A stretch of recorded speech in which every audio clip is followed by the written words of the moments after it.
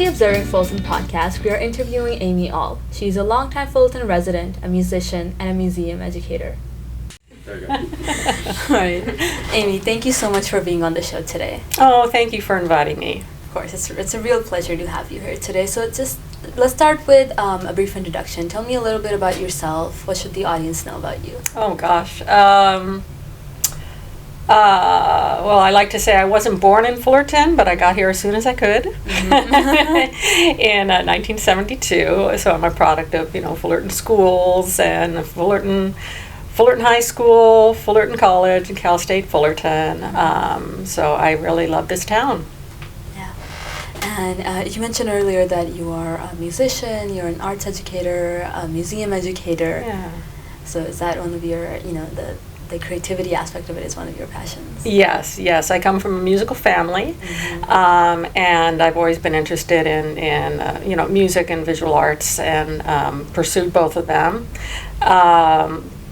My training is in music. I got a Bachelor of Music degree from Cal State Fullerton, but I've always been interested in so many other things, and kind of fell into a career in museum education, which was really perfect for my varied interests and love of children, love of teaching, enthusiasm for learning and sharing ideas, especially through the arts and through informal education.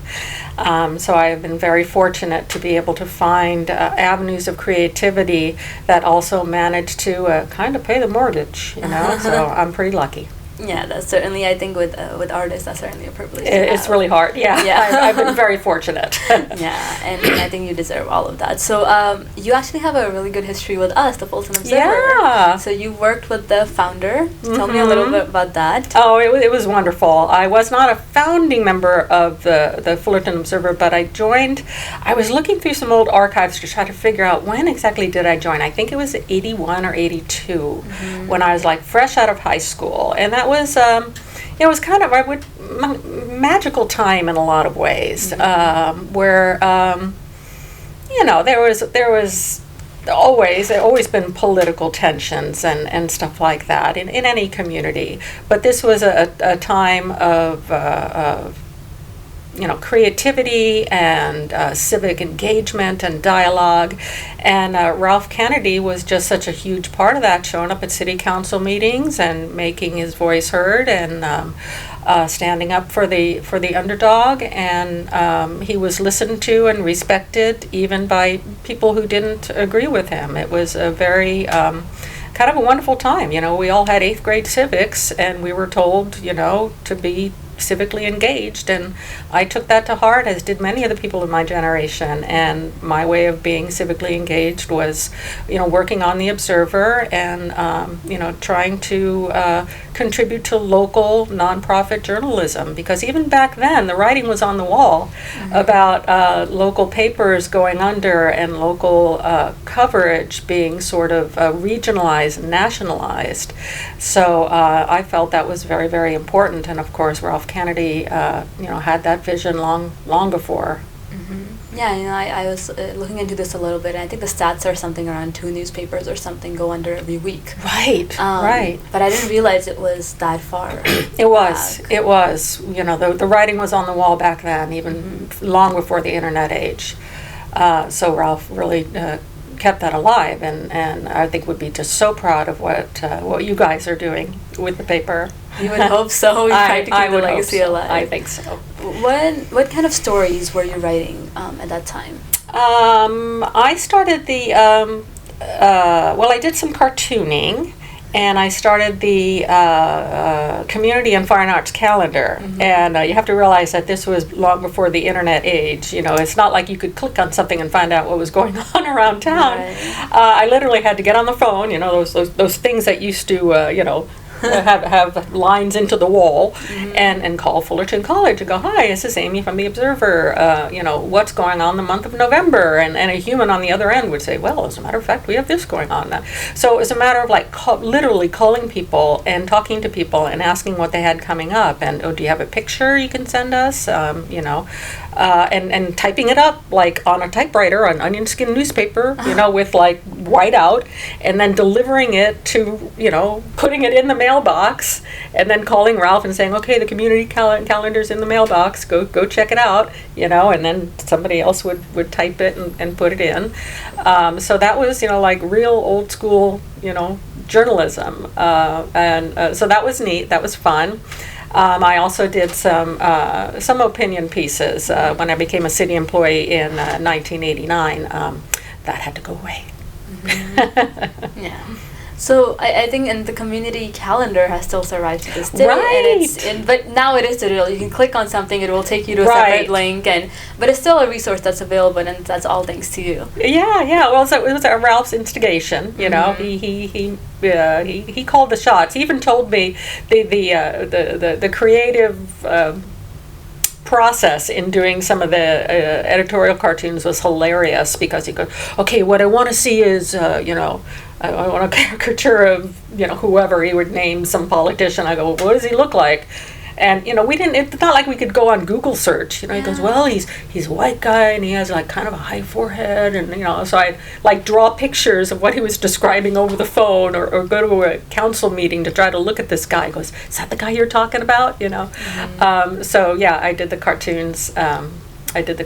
Too, and it was a really fun, vibrant, creative process. And of course, there were the annual Observer dinners, where Natalie would cook for all of us, and we'd have a nice party at their house and sit in the backyard, and it was good times. Yeah, it's a community coming together to Very keep much something so. like this alive, and I would hope so that continues.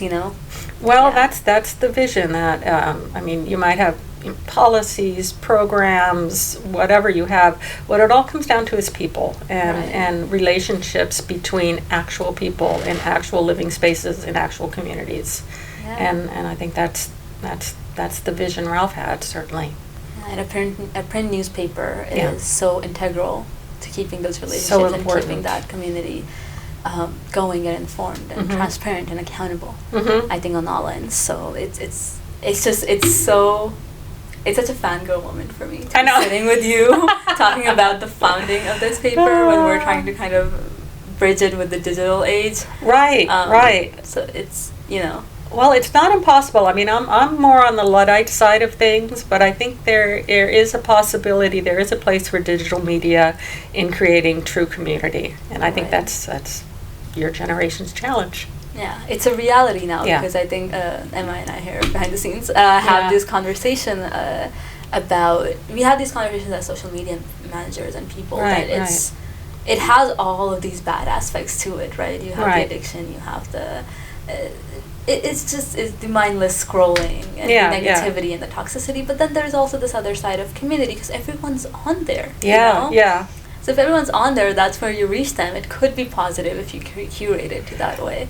I think we have yet to figure it out. This is a young media, and the 20 years we've been doing this. I remember when my daughter, who is now 23, was young and first in school. I used to work at Natural History Museum in LA, and it was a fantastic experience. And we had a digital guy there, Jim Angus, who is he's still around. He's a digital, whiz. Really understood the impact of the internet in particular, but computers, long before anybody else had thought about this. And I remember having long conversations with him. We sometimes commuted together about, should I even expose my child to a computer? I did not want her touching a computer, having computers, screens anywhere in her life. I was very, very suspicious of this new thing. And he was very wise. He said, no, there's positive and negative, but I would, as a parent, just wait a long time. If she has access to a computer a couple of times a week, that's not going to hurt her.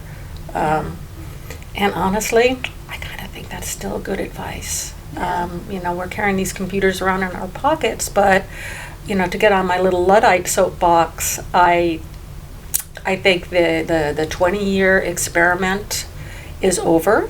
The data is in, and it's not very good. Mm-hmm. So much like with, big tobacco, when we figured out that, this is really bad stuff, maybe we shouldn't be doing it. Maybe we shouldn't be doing it. Mm-hmm. Maybe we need to back away. Yeah. I think we need to limit our exposure, and we need to limit like how much, our screen times are 5, 8, 10 hours a day. Oh, and little kids are getting screens. Like, no, that's... And they can't live without them. They won't eat without them. They can't, It's not okay. Like the communication, for instance, you and I are sitting here, and there's more going on than just the visual or the audio. There's electromagnetic things going on. There's pheromones going on.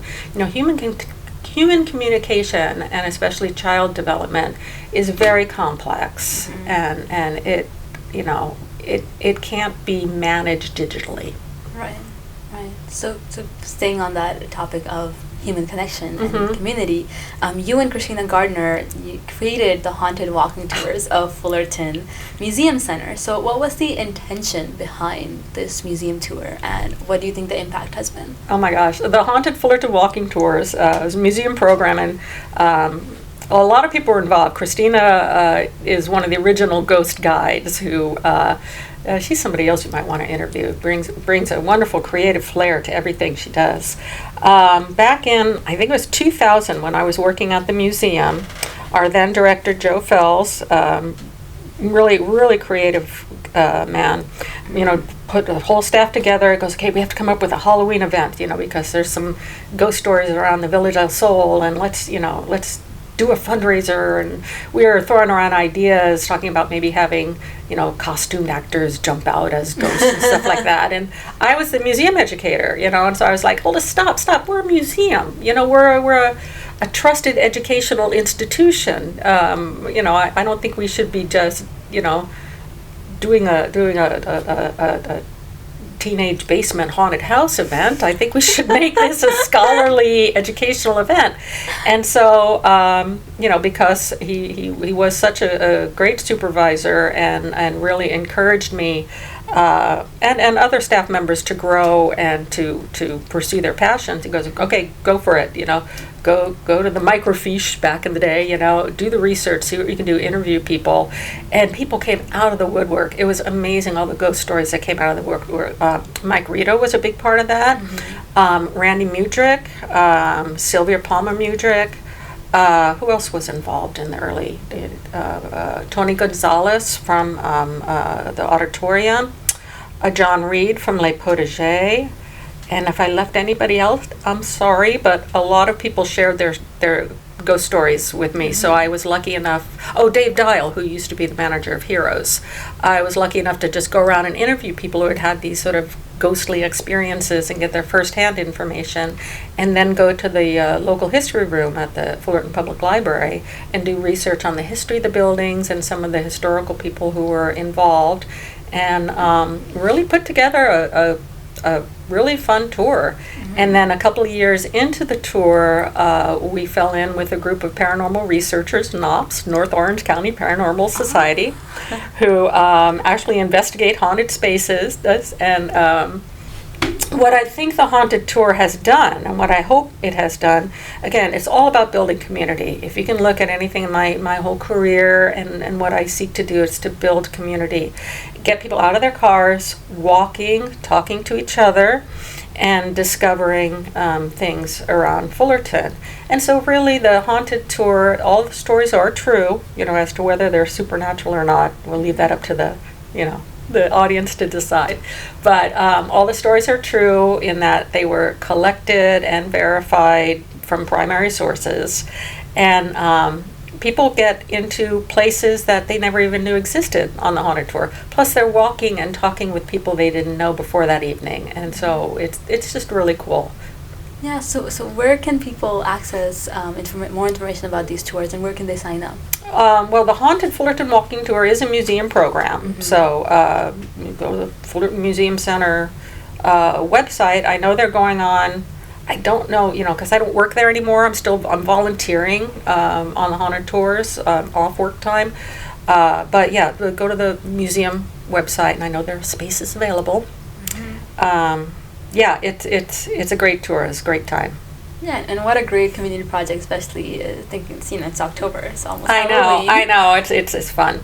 Yeah, so another one of your projects, last year the Fullerton Observer wrote a story that you and a few friends have lawn concerts on Christina's front lawn called Lawn Jazz. So what inspired this project? Oh my gosh. There's a number of musicians and musical families around town who started to do lawn concerts during the pandemic. Yeah. And Christina's concerts were called the 6 Foot Sessions, actually we've got one. We're doing one this coming Friday. We're doing a end of season Oktoberfest. So that's Friday the 21st. I don't know if this podcast will be out. It will. Okay, come to Oktoberfest. So Christina started this, we call them the 6 Foot Sessions, because in the early days of the pandemic, we were, under lockdown, but a lot of people were walking, especially around the Golden Hill neighborhood, because that's such a nice neighborhood for walking. And so Christina put together these concerts. She plays the accordion. Her husband, Jim, is a fiddler. In fact, he and I play in a band together. My husband is plays bass and tuba. I play flute and whistles. And then Chris Heaton, a retired science teacher from Troy High School, he plays guitar. And so, before we had our vaccines or anything like that, we're on the front lawn. We're literally 6 feet apart from each other and playing these themed concerts. And then Christina acted as the MC and sort of tying the pieces together and entertaining the audience. And it's been a huge hit. I mean, lots of people come with their lawn chairs and their picnics. And the price of admission was some canned or durable food or hygiene products for Pathways of Hope. So really cool, fun stuff. And it is still going on. And then Lawn Jazz is my brother's group called the Dixie-Delics, and they do a concert once a month on the front lawn of my brother's house in the Golden Hill neighborhood. I don't want to give out the address. Right. Just keep walking around until you Just keep walking around. Yeah, follow. Yeah. Follow the sound of the music. Yeah. Pied Piper. Yeah. So, recently, you won the fight against cancer. So, how did that journey affect your life, and how did you get through it? Well, first of all, I should say the reports of my victory are somewhat exaggerated. It's not something you ever walk away from. Right. While I have completed what they tell me is the most aggressive part of my treatment, it really is a lifelong journey.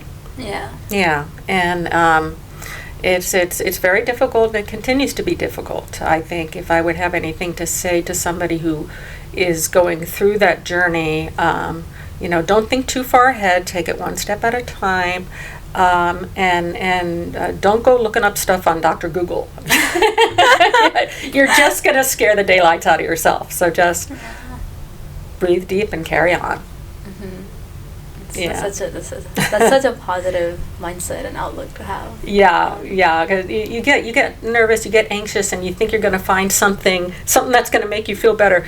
Trust me, you're not. You just don't do it. Right. Talk to your doctor, do what you need to do, but not Google. Just don't. Yeah, no. Not the internet. No. So, what is next for Aimee? What kind of projects are you working on? What should we anticipate? Well, I am really, really, really fortunate to have a great job. I work at the Fullerton Community Center in Parks and Recreation, and my duties include assisting with senior and community programs, and so I have a lot of creative freedom to make in-house programs. Yeah. So I'm taking a lot of the skills from my 28 years in museum education and transferring them now to the community center. So really exciting new stuff going on. We are going to have a senior drumming circle. Ooh. Yeah. Drumming in community is powerful. You don't need to be a musician, but we have the drums. And I'm getting some facilitating training, doing some drumming. So we're going to have a senior drumming circle, sing-along, old-fashioned sing-along, an ice cream social. We are doing a program called Discover Fullerton on Foot, which started during the pandemic to get senior citizens out walking around, getting exercise, and also learning about cool things in Fullerton. It's another thing that Christina is involved in. We have a Civic Center tour, we have a New Deal tour, we have a Fullerton Mysteries tour. These are online tours. They started during the pandemic, but now that we're in a little safer place, we are taking groups out in person and doing guided walking tours on Saturday mornings. And we have a small group of dedicated volunteers who love Fullerton history, so I'm kind of like the leader of that little cadre of Fullerton geeks. And these tours are like filling up. They're all free. You just have to make a reservation. And then another program I started at the community centers called Art at Home. Again, that was during the pandemic, where seniors could pick up an art kit that had everything they needed to make a beautiful, open-ended, not just a craft like put these things together, but open-ended self-expression, creative art. And what we focused on was the work of artists who did some of their best work in their older adult years, Claude Monet, Georgia O'Keeffe, Alma Thomas, people who, and I put pictures of, people in their 80s and their 90s, vibrant, alive, creating, making art to inspire our seniors to do the same. And that has morphed, it's still going on, but it's also morphed into a program called Crafternoons that I do with my co-worker, Sophia Flores, who is a wonderfully creative artist. And we do once a month in-house art programs for seniors, and those fill up too. We have a great time, and people have a good time being creative. So there's just lots of really creative, exciting stuff going on at the community center that I'm just so thankful to be involved in, and I'm so thankful to be well enough to participate in it again. Yeah, that's it's huge. Yeah, it's a real blessing, and all of these, the way you talk about these tours makes me want to go on one. Oh yeah, Fullerton is such a great walkable town. It is. People don't realize it. They're in their cars all the time. Yeah. And the town is old enough that it wasn't really designed for cars. Yeah. And so if you get out of your car and start walking around, you'd be amazed at what you find. Right. It is truly amazing. Before I had a car, I would walk to Fullerton High School, to Fullerton College. Oh, you went to Fullerton High School too? Yeah. Yay. Just the last year, senior year. But yeah, and I went to Fullerton College for 2 years, and I would walk. I to this day, I don't really know how parking lots function at both of those schools, because I never took my car. Right. So it's kind of weird, and anytime I have a chance and a choice, I still go on foot and walk all around Fullerton. And it's such a beautiful town. I think you can see the history as you walk. Right. So I think definitely going on one of those guided tours. Please do. So where do people find more information? The Fullerton Community Center. Just give us a call, 714-738-6575. Ask about Discover Fullerton on Foot, Art at Home, Crafternoons, Senior Drum Circle, sing-alongs. We're doing it all over there. Yeah. So please, everyone, reach out and get more involved. And as I said, they are filling up, so hurry. Yeah. So thank you so much. This is, I think, the contributions that you have made, not only to the Observer, but all over to Fullerton, even to LA, working, in a museum there. It's truly inspiring, I think, as I wouldn't want, I'm not super artistic, but as somebody who is trying to get more involved in the community and trying to bind the community together, to see this kind of work and the fact that you've done it all your life, that truly is really inspiring. Well, I have been nurtured by this community too. It's definitely a circular thing. This community educated me and nurtured me, and now I'm, educating and nurturing and being involved in it. So it's Fullerton. It's a full circle. So who else, apart from Christina Gardner, should we interview on this podcast? Oh, yes, and you're a Garner for sure. Yeah. Ooh, who should you interview for this podcast? Ann Patrick Green, the owner of Patrick's Music School. She has been involved in the arts community for many years. In fact, she gave me my first music job when I was 18 years old, teaching flute. And she has seen Night in Fullerton and some of the events come and go. She's been very involved in the musical life of this community. So I think she'd be a good person to interview. Elvia Rubalcava, the director of the Fullerton Museum Center, because she oversaw the transition from city to private nonprofit, and you know, is at the helm of that transition right now. So that's an inspirational story. Plus, she's also carrying on her own career as a playwright and poet. Can't think of any right now, but I'll let you know when I go. Really amazing recommendations. We did a couple. Oh, Catherine. What about Catherine? Catherine England? Catherine England. Yes, she has been on my list for a while. Yeah, get her in here for sure. Yeah. Catherine England. Yeah, we actually did a couple of, I think, walking tours of Fullerton Museum Center, different exhibitions with Rubalcava, but they weren't personal interviews per se. It was more about the museum and the museum's history and what that exhibition was about. So I think we definitely need to have her come back, in this setting, and talk about herself. I think she has a unique perspective on the role of the arts in community. Definitely.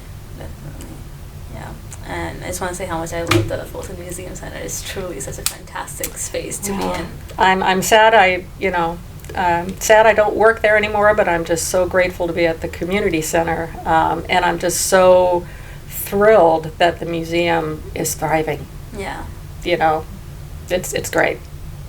Which we'll add more information about the museum somewhere over here as well. I think everyone should visit. It's absolutely a true experience, because from the outside, I don't know who it was, somebody was telling me, look, this outside looks like a little house, but then you go in and it's big. Right. And there's so much to see. And the gift shop is just so fantastic. The building itself is fascinating, and Elvia will be able to tell you about that. Its history. It's a WPA library. There's all sorts of really interesting nooks and crannies and stuff. So yeah, cool. It's certainly a cool place to visit. So thank you so much, Aimee. Thank you for telling me about all of this local history and all of our viewers. I think we all really appreciate that. Oh, well, thank you so much for having me.